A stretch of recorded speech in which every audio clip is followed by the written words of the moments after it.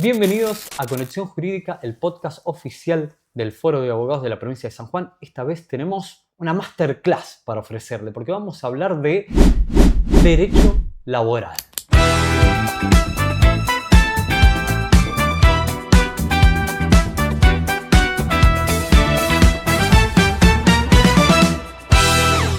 Juan, esta vez vamos a charlar de un tema complejo, diría yo, polémico, dinámico, que tiene que ver con la Ley de Modernización Laboral, la Ley 27.802. Para eso hemos invitado, y él, bueno, ya usted lo está viendo en cámara, ha aceptado venir a este programa de Conexión Jurídica de una manera muy amable, porque vienen, les digo la verdad, los invitados de este programa van a venir con una agenda ardua, chiquita, achicada, apretada. Estoy hablando del doctor Carlos Toselli. Él es profesor titular de Derecho Laboral y decano de la Facultad de Derecho de la Universidad Nacional de Córdoba. Hola Carlos, ¿cómo estás? Hola, ¿cómo andás? Un gusto estar acá con ustedes, ¿no? El gusto es nuestro, gracias por venir. ¿Cómo te está tratando San Juan bien, en esta estadía? Bien, medio frío a la mañana, pero bien. Fresquito. Lo que tiene la particularidad de San Juan es que el fresco es como un fresco seco. Sí, ¿no? Sí. No, pero todo muy bien, todo muy bien. Ley de modernización laboral. Bien, es un tema complejo. Sí. Yo me encantaría preguntarte, pero te lo voy a preguntar después, detrás de cámara, ¿por qué elegiste estudiar y te abocaste tanto a un tema tan dinámico, complejo, que en nuestro país es como polémico ya de por sí, ¿no es cierto?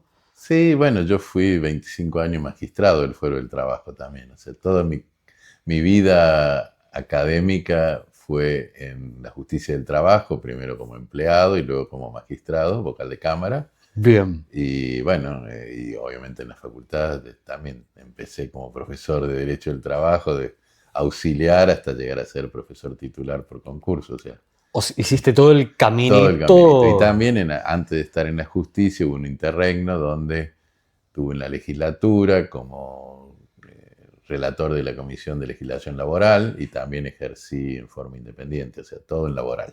Bien. Digamos, el 99% lo mío fue de laboral. ¡Wow! Y las otras fueron cosas conexas, alguna sucesión de algún cliente que había fallecido, entonces venían la viuda y nos pedía, o el viudo y nos pedía. Bien, pero eran como colaterales. Eran colaterales, Ajá, claro, bien. sí, todo vinculado a la materia laboral. Quiero introducirme con la primera pregunta. Obviamente, sobre el tema, preguntas se pueden hacer millones, pero hemos tratado de acotar, ¿no es cierto? Bien. La primera pregunta que nos surgía desde Conexión Jurídica tenía que ver con que muchas veces las empresas, en muchos contextos, buscan achicar costos. Uh-huh. Y a veces el costo laboral es el primer costo que se achica. Sí. Ahora bien, el consentimiento del trabajador en un acuerdo privado con el empleador, ¿puede convalidar una rebaja salarial o es nulo por el principio de irrenunciabilidad? Ahí hay que distinguir. Si vamos por debajo de lo que se llama salario de convenio o salario mínimo, sería nulo. Bien. Ya no es más nulo si estamos por arriba de convenio y el trabajador presta conformidad, porque se eliminó del principio de renunciabilidad la imposibilidad de renuncia de derechos individuales.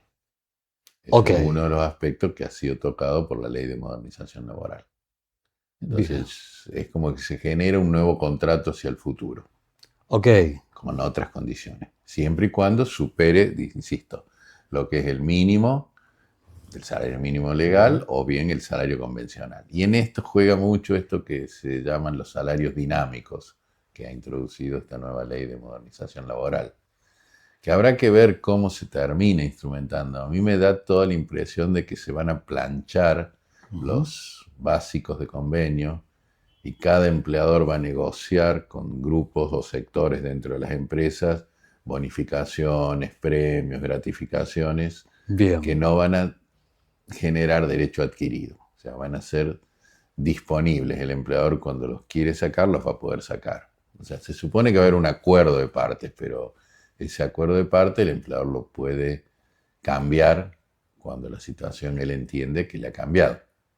Para explicarle un poco a la audiencia y a la comunidad jurídica de qué se trata el salario dinámico, ¿podrías explicarnos un poquito? Sí, mira, yo te digo, el salario básico de convenio, supongamos la categoría 1, sea 1.000.000 de pesos, para ponerlo en un Ujú. número redondo. Bueno, el empleador dice, bueno, pero si ustedes no me faltan a trabajar, si ustedes me producen tantas piezas y algún otro aditamento que voy a poner, yo en lugar de pagarle 1.000.000, le pago 1.500.000. Bien, Ese 500.000 que te pago adicional es dinámico. Puede ir variando, puede tener componentes, como por ejemplo, si vos me haces tanto de producciones esto, si haces menos producciones 300.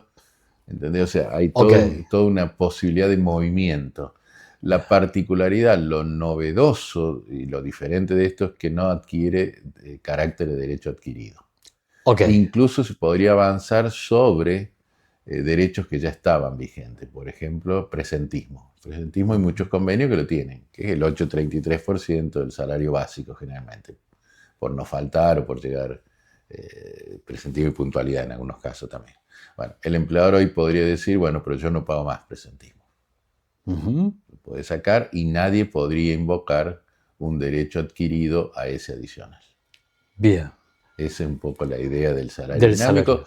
que está pensado según un poco las necesidades de la empresa, es decir, que el salario se adecue Ujú. a la realidad de la empresa del momento. Si la empresa le está yendo muy bien, que pueda otorgar, y si la empresa luego tiene un periodo malo, que pueda sacar lo que otorgó. Y Siempre manteniendo lo básico, ¿no? siempre manteniendo ese mínimo Sí, del sí, que sí, sí. hablabas al principio. Sí, Me surge la duda, mientras te escuchaba, si el empleador en ese caso debiera, esto lo estoy pensando en el sí. momento, si el empleado debiera poder acceder a los números de la empresa para poder permitirse reclamar, ¿no? Sí, en realidad para empresas más o menos grandes está pensado, hay lo que se llama el balance social, donde el empresario debería suministrarle a los sindicatos su resultado económico, Ok, sobre todo cuando pide, por ejemplo, el procedimiento preventivo de crisis de empresa. bien. Entonces ahí sí, pero eso generalmente lo hacen en el Ministerio de Trabajo, cuando se presenta el procedimiento, y yo no creo que sea muy fácilmente Mm, corroborable el mm. estado contable de la empresa. O sea, puede ser un dibujo también, ¿no? Bien. Claro. Perfecto. Hay un principio que me llamó mucho la atención cuando estudiaba las preguntas que tiene que ver con el jus variandi. Sí. ¿Cuáles son los límites legales del jus variandi? Yo creo que se han hecho límites. Bueno, el empleador no puede cambiar las condiciones de trabajo en la medida que cause un perjuicio material al trabajador. La norma anterior decía material o moral. Ujú.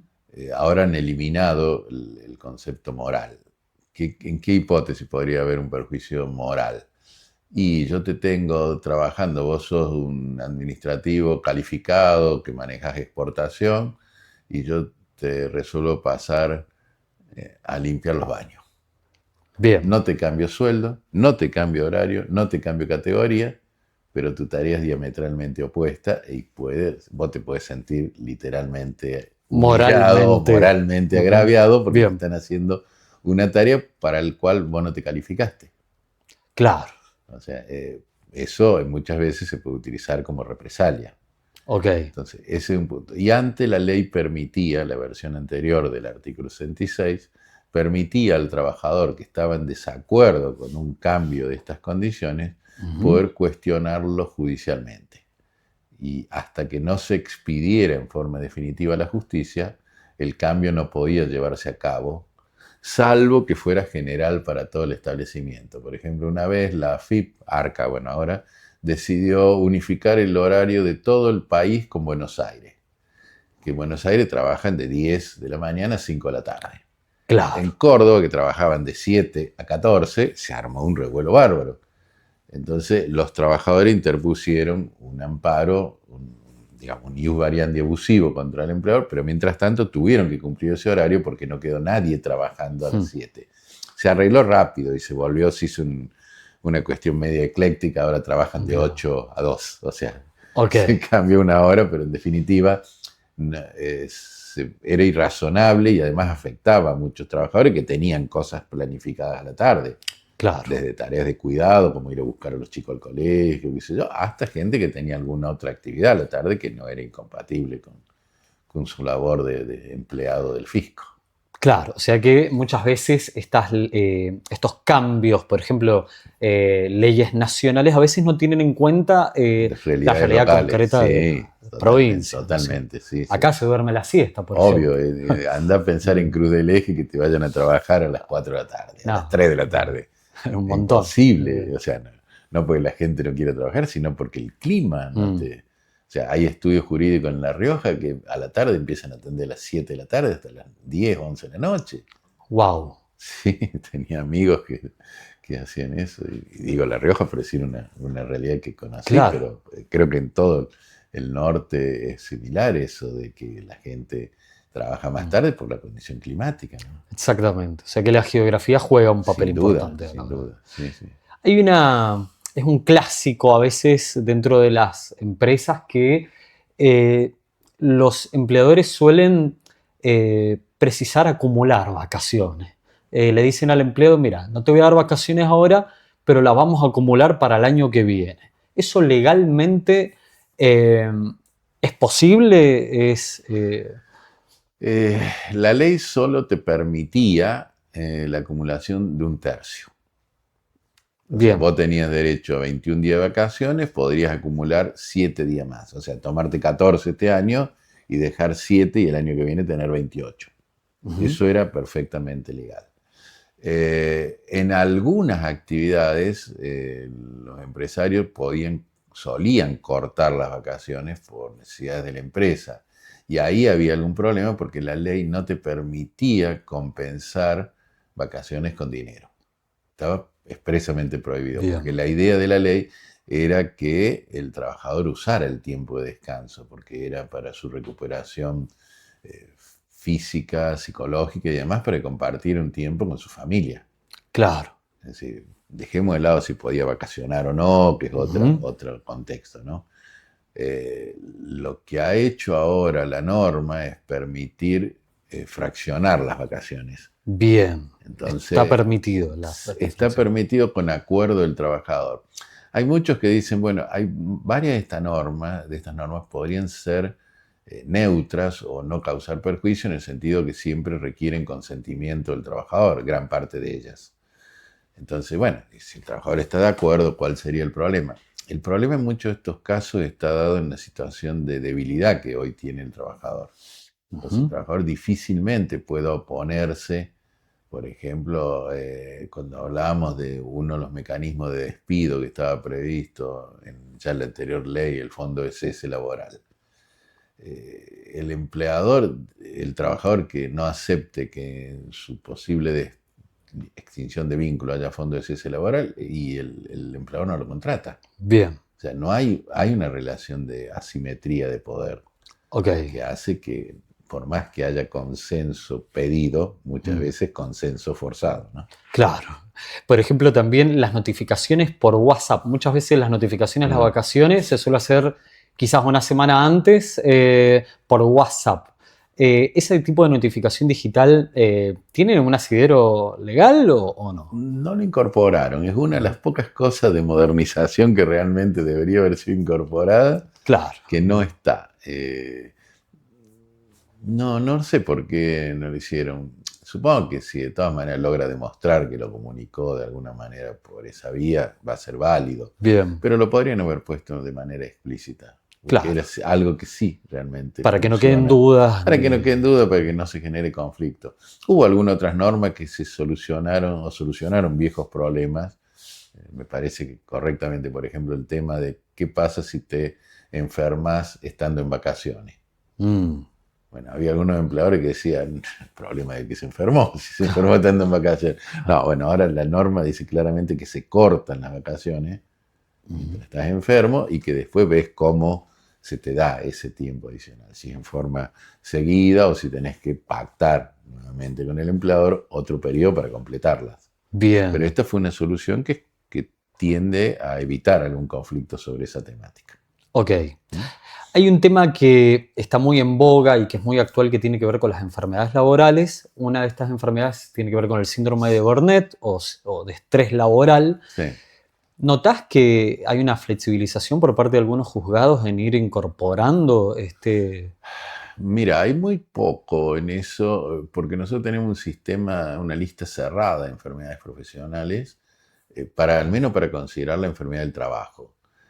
Sí, si tenés informes médicos que si te lo habiliten, vas a tener la licencia por enfermedad inculpable. Bien, Pero la licencia o, digamos, lo vinculado como enfermedad del trabajo hay muy poco. En la provincia de Córdoba hay algún precedente del Superior Tribunal de Justicia que consideró un caso de mobbing, de acoso laboral, bien, el síndrome psicológico derivado del acoso del mobbing como enfermedad del trabajo. Y le obligó a la RT a pagar las prestaciones dinerarias derivadas de ese siniestro. Pero en perfecto. general no hay mucho sobre ese tema. Bien. Eh, Quería preguntarte sobre algunos puntos que vos considerás destacables del artículo 245 de la Ujú. Ley de Contrato de Trabajo para que, bueno, los puedas desarrollar brevemente, aunque sea. Sí, mira, la regla sigue siendo la misma que existía antes, o sea, un mes de cada año, por cada año de servicio, fracción superior a 3 meses, eso se Ujú. mantiene. No hay indemnización si está en periodo de prueba, Bien. es decir, y ahora el periodo de prueba se extendió, ¿no? O sea, tenés 6 meses como periodo mínimo, que puede ser por convenio colectivo de 8 meses hasta empresas hasta de 5 a 100 trabajadores y hasta 5 trabajadores hasta un año como Ujú. periodo de prueba, ¿no?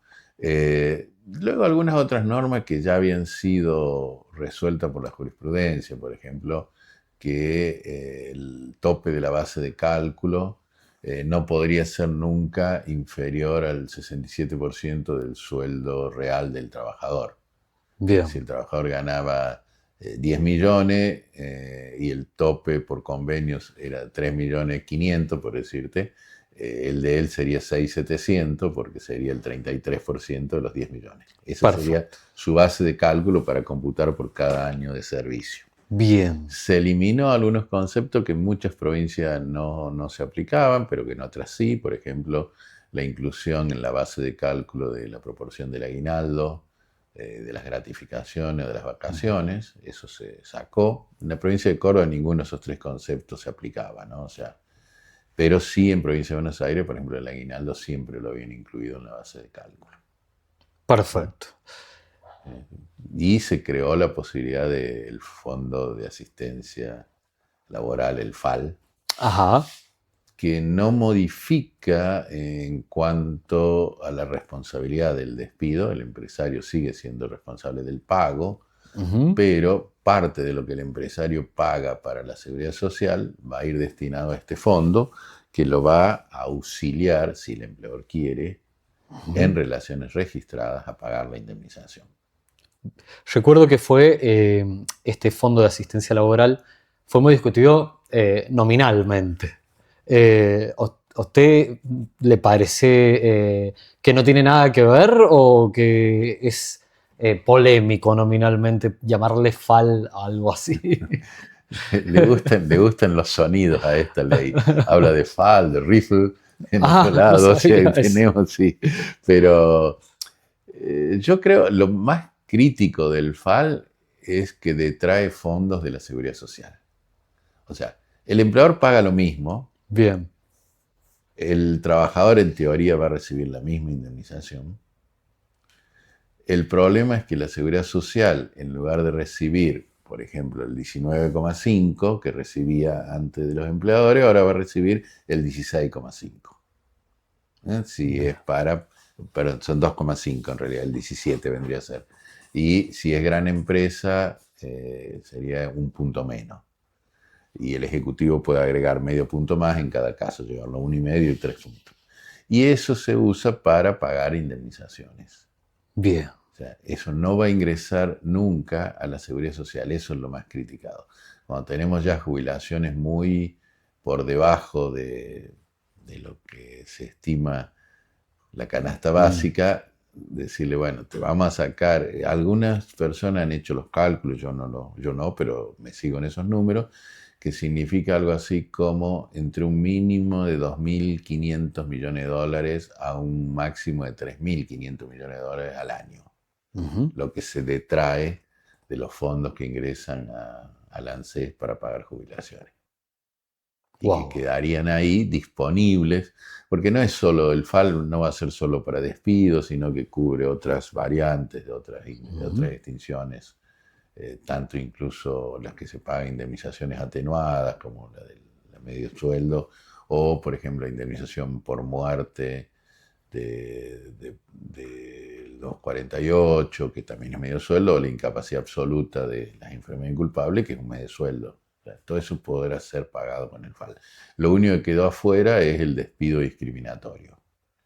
Bien. Eso no se puede, que también ya se incorporó con el 245 bis, con la última ley, permitiendo ponerle un precio al despido, ¿no? Que ese era un tema que antes muchos tribunales ordenaban la reincorporación.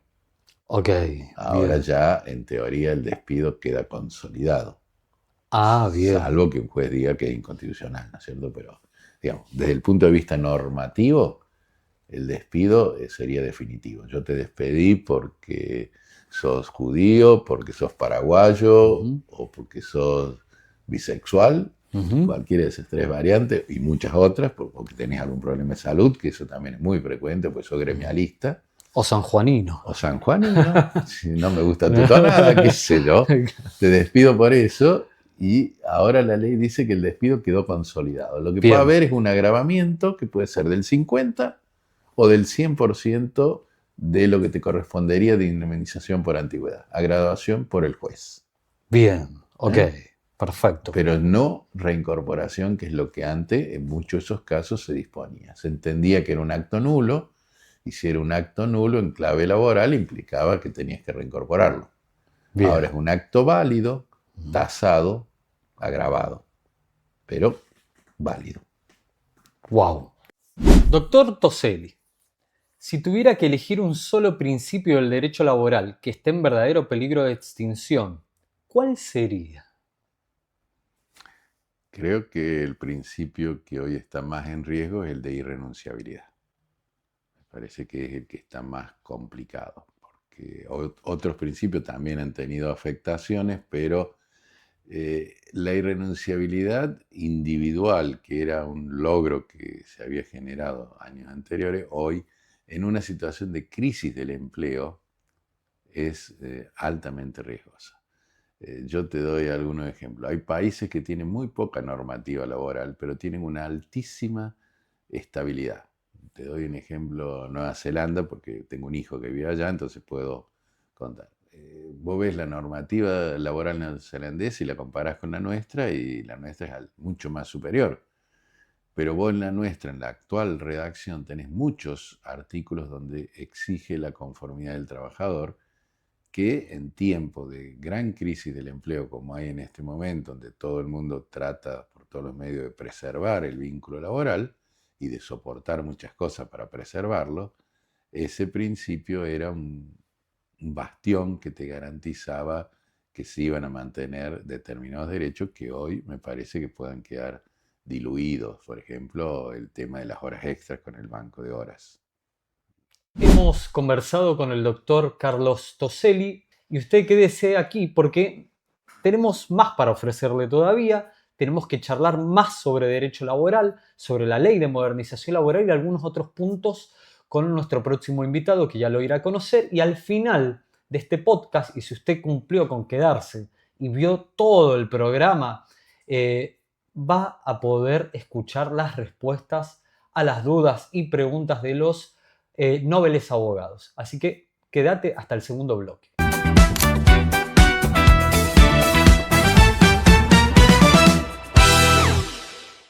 Continuamos en Conexión Jurídica, esta vez para seguir hablando de la ley de modernización laboral, pero de la relación entre el derecho civil y el derecho laboral. Para eso tenemos de invitado a otro Carlos y otro doctor, Carlos Pastor. Él Bueno, lleva más de 24 años de litigante y hace 11 años es secretario letrado de la Corte Multifuero, a excepción del fuero penal. Carlos, ¿cómo te va? Hola Santiago, muchas gracias por la invitación y es un gusto participar en el podcast. Gracias, Carlos. Mis presentaciones con ustedes ha sido muy breve. Yo sé que el currículum de estos invitados es extensa, han hecho un montón de cosas, seguramente se dedican a la docencia, han hecho investigación, pero bueno, a efectos de, obviamente, de practicidad, tomamos dos cositas para presentarlo. ¿Cómo te está tratando San Juan, Carlos? No, yo soy de acá, así que me trata bien de hace mucho tiempo y quiero que me siga tratando así. Así que estamos haciendo el esfuerzo porque así sea. Bien, bien, claro, que no se complique para... Totalmente. Carlos, hay un tema que a nosotros nos interesa preguntarte que tiene que ver con derecho civil y la relación con derecho laboral en el contexto de esta ley de modernización laboral. Mirá, me parece una pregunta muy atinada porque parte de lo que yo veo de todo este proceso que está viviendo hoy el derecho laboral es cómo el derecho civil va eclipsando algunos institutos hasta prácticamente hacerlos desaparecer y volver a una idea de donde las partes podían negociar libremente y se establecían condiciones contractuales en base a ese contrato. Yeah. Mientras tanto, el derecho laboral, en una época en que fue adquiriendo poder, hizo lo contrario. O sea, generó normas de orden público donde limitaba muchísimo la autonomía de la voluntad con la idea de proteger a un sector que se entendía muy débil. ¿Y por qué te digo que me parece muy importante la pregunta? Porque desde sacar como principio a la justicia social o modificar normas donde se habla de la dignidad del trabajador o modificar el artículo 4 de la ley de contrato de trabajo donde se saca un principio que para mí era elemental, que tenía que ver con la actividad del hombre como creadora y no un simple intercambio de bienes por servicio, hace que entender, o me lleva a tratar de entender, que este cambio tiene una base ideológica muy fuerte, que podés compartirla o no, pero también me hace mirar algo que a mí me llama la atención. Yo tengo para mí que el derecho es hijo de una lágrima, como la canción de Charly García, en decir, nace generalmente en situaciones de dolor. ¿Y qué pasa? Entiendo que la mirada de quienes están decidiendo en este momento las normas, llámese Poder Ejecutivo, Poder Legislativo, es que entienden que el sector que más está padeciendo la crisis es el sector empresario. Con lo cual, eso justificaría, entiendo desde su mirada, el cercenar un montón de derechos que estaban adquiridos antes por los trabajadores dependientes en pos de lograr, probablemente, una Argentina más próspera y que después puedan mejorar la situación de los trabajadores. No es mi mirada, pero quiero entender que esa es la mirada y esto lleva a hacer que el derecho civil adquiera una trascendencia muy importante. Y te marco esto para cerrarte la primera pregunta. A mí me genera algún interrogatorio. ¿Qué va a pasar con regímenes tuitivos, especialmente nacidos con posterioridad a la reforma laboral, con posterioridad a la ley de contrato de trabajo, como fueron, por ejemplo, el régimen de los consumidores, o como pudo ser con la modificación del Código Civil y Comercial, la incorporación de contratos de distintas naturalezas, o sea, no solo el contrato paritario entre dos partes que están en igualdad de situaciones, sino en partes que se entienden más débil, como es el contrato celebrado por adhesión o el contrato de consumo, donde si esto está pasando en el derecho laboral, quiero saber qué va a pasar con las normas tuitivas en ese orden. Creo que la modificación del 965 del Código Civil y Comercial lleva a esto y creo que dentro de poco tiempo las próximas modificaciones tienen que ver con también pérdida de derechos tuitivos para aquellos sectores que sean considerados en alguna medida vulnerables y se establecieron regímenes de protección. Bien. Cuando te referís a normas tuitivas, ¿te estás refiriendo específicamente a qué? Mira, yo te doy ejemplos. En el derecho laboral fue una de las primeras disciplinas donde se estableció que ante la existencia de cláusulas que vulneraban derechos que se entendían protegidos por el orden público, se modificaba la cláusula y entraba a regir directamente lo que había previsto el legislador como mínimo.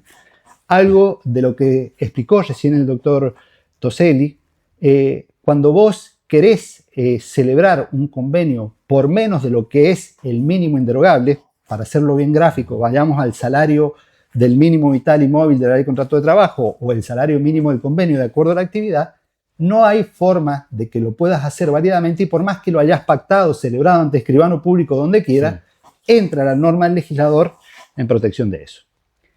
Ese mismo tipo de idea de proteger a la parte débil pasa en el contrato de consumo.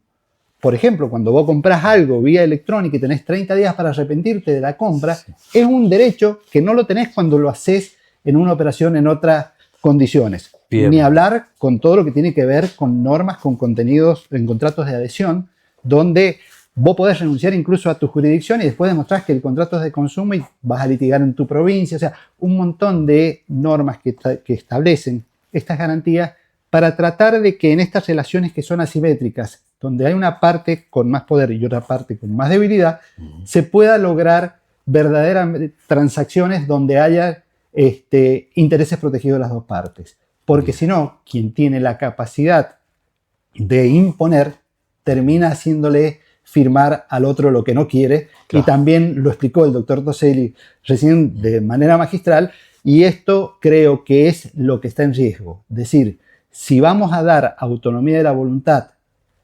en un orden muy amplio, puede llegar a pasar algo que lo graficaba Carlos Marx hace muchos años atrás cuando decía, hablaba de la Legión de Trabajadores. Dice que venía un empresario, le ofrecía un trabajo en condiciones totalmente indignas y había una cola impresionante de personas pidiendo el trabajo. Entonces cuando le decía a la persona, pero mira, vas a trabajar 20 horas por día, te voy a pagar un salario de hambre, no puedes parar para comer ni nada. Entonces el tipo le dice, en esas condiciones no me conviene aceptar. Lo llevaba a la ventana y le decía, si vos me decís que no, alguno de todos esos me va a terminar diciendo que sí.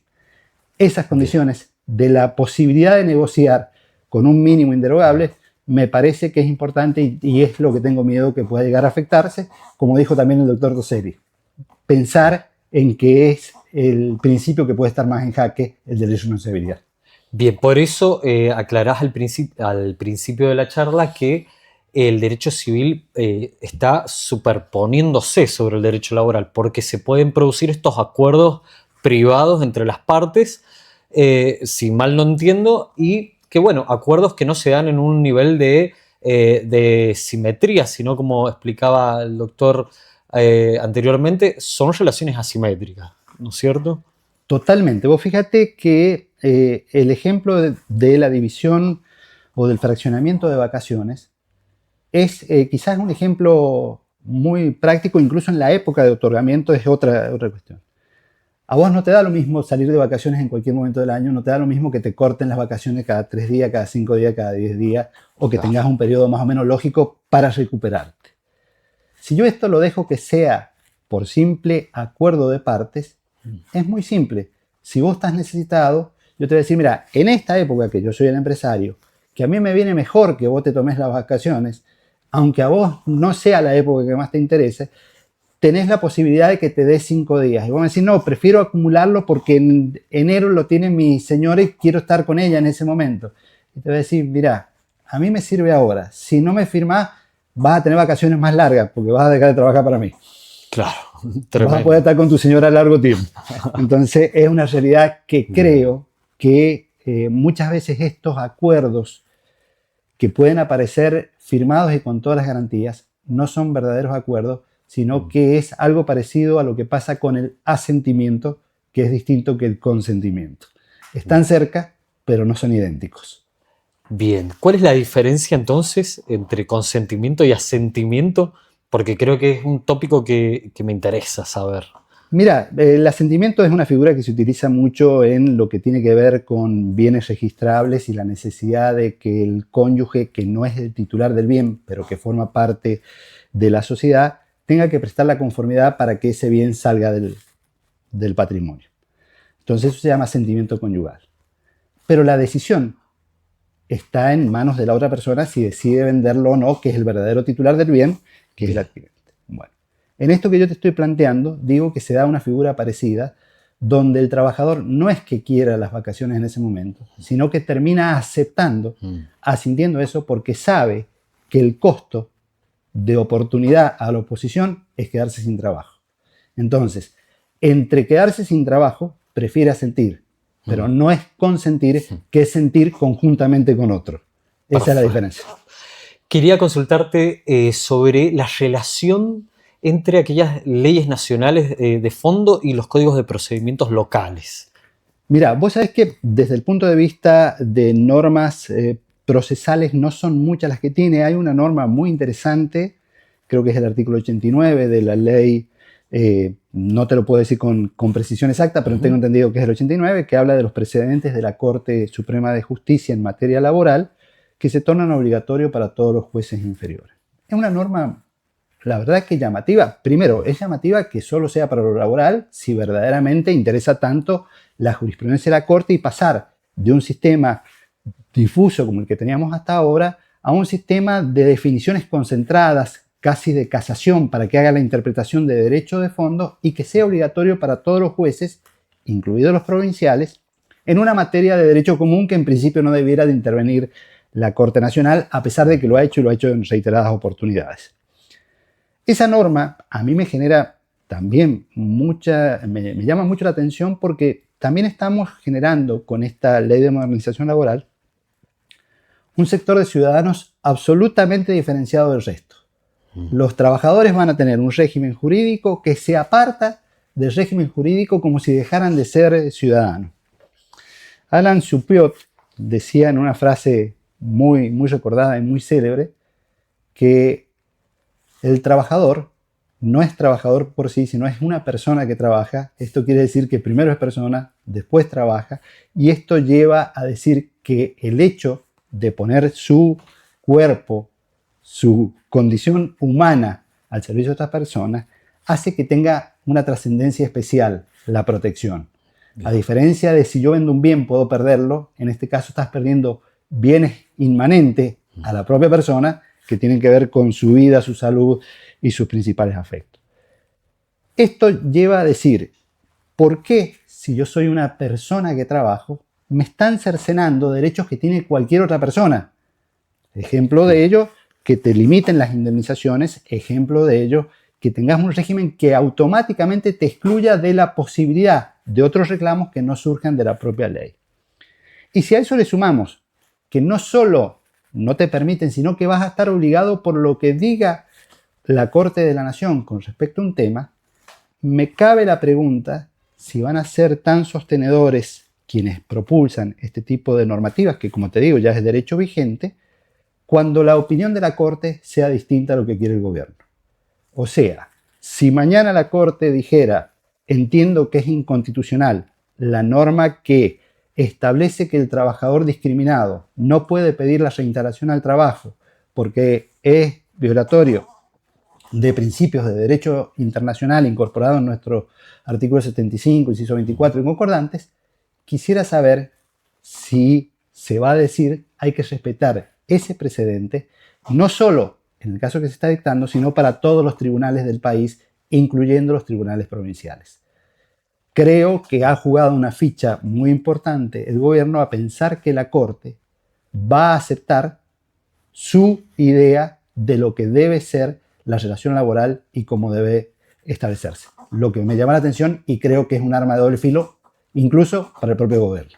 Claro, digamos que hay puntos de la ley de modernización laboral que inclusive pueden contradecir pactos internacionales incorporados con jerarquía constitucional, ¿no es cierto?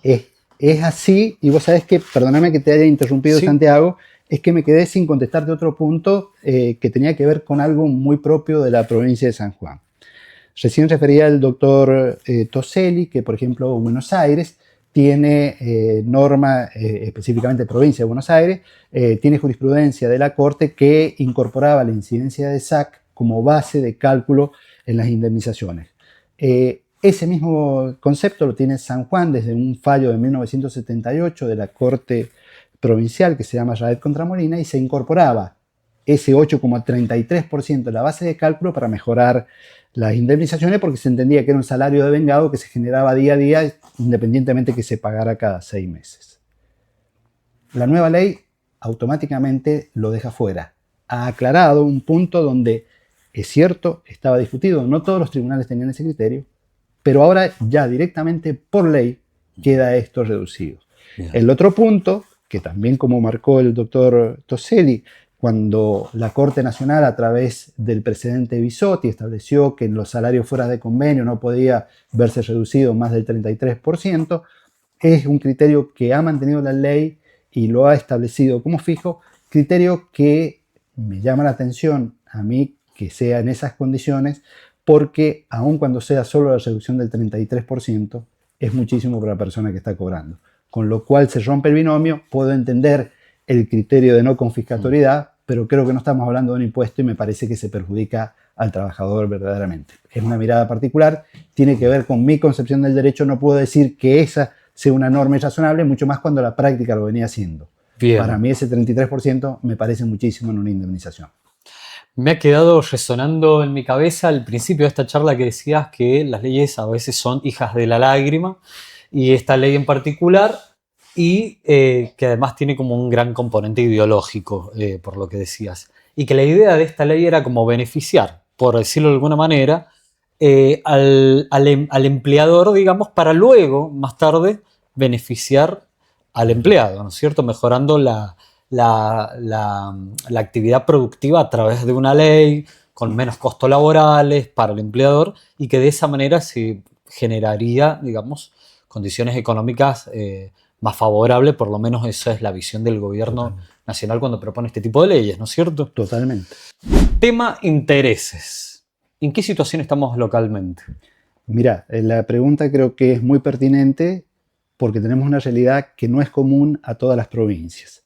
En primer lugar, San Juan tiene una ley provincial que es la Ley 9O, que establece cómo se pagan los intereses moratorios legales, o sea, por no pago oportuno de una indemnización, que establece la tasa activa acumulada del Banco Nación Sucursal San Juan. Mientras que a nivel nacional se establece un sistema de pago para las deudas civiles a través de una resolución reciente del Banco Central, que es la resolución 126, una tasa que se llama TIM, tasa de interés moratorio, que establece el SER más el 3%, y en materia de juicios laborales, la ley nacional, la 27802, ha generado un doble sistema para juicios en trámite y juicios todavía no iniciados. En una de las placas que pienso mostrar esta tarde en la conferencia, demuestro que estas 5 pautas de interés, la tasa pasiva, la tasa activa Banco San Juan, la tasa de interés moratorio de la resolución, la tasa para juicios laborales no judicializados y la tasa para juicios judicializados, me genera en un crédito simulado de 10 millones de pesos de mayo de 2023 a junio de 2026, en un caso 30 millones, los 10, en otro caso 40 millones, en otro caso 81 millones, en otro caso 85 millones y el promedio, que no puede ser más, 67 millones. En esa placa pongo, ¿somos todos los habitantes iguales ante la ley? Y la respuesta es, ponele.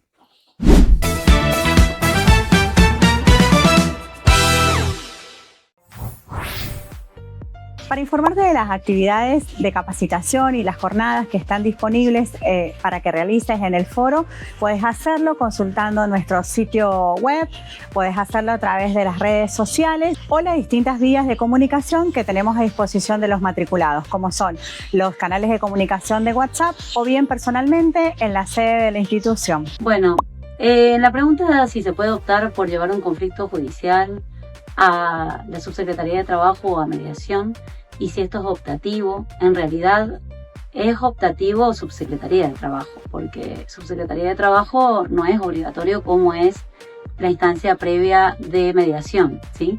O sea, en subsecretaría de trabajo se pueden realizar las dos también. Se puede hacer subsecretaría de trabajo y en el caso que no funcione, se va por mediación, se inicia la mediación. Pero tienen que tener en claro que mediación es obligatoria y previa al inicio de una instancia judicial.